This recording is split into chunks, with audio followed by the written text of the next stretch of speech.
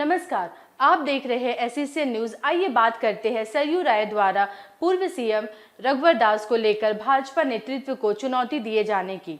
जमशेदपुर पूर्व के विधायक सरयू राय ने पूर्व सीएम रघुवर दास द्वारा खुद को सुपारी नेता कहे जाने को लेकर उन पर फिर हमला बोला है।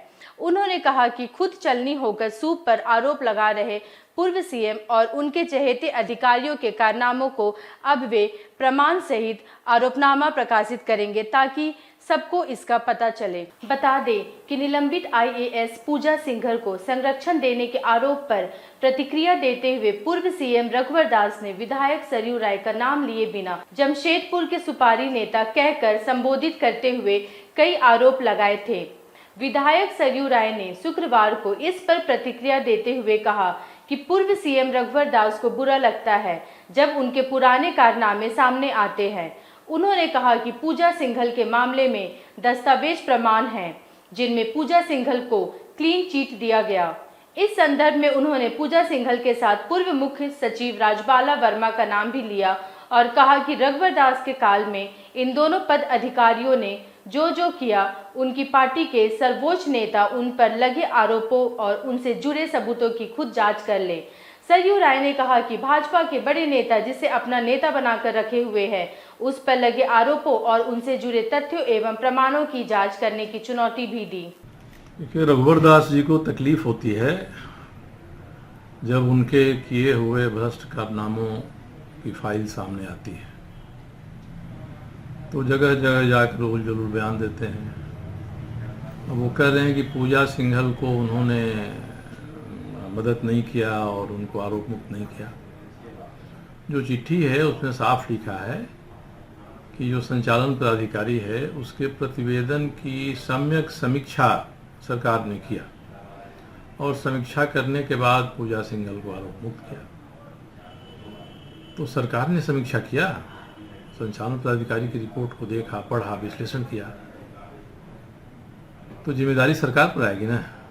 उसी तरह से राजबाला वर्मा को इन्होंने मुख्य सचिव से रिटायर की, तो कैबिनेट से इतना प्रशंसा का प्रस्ताव पास कराया।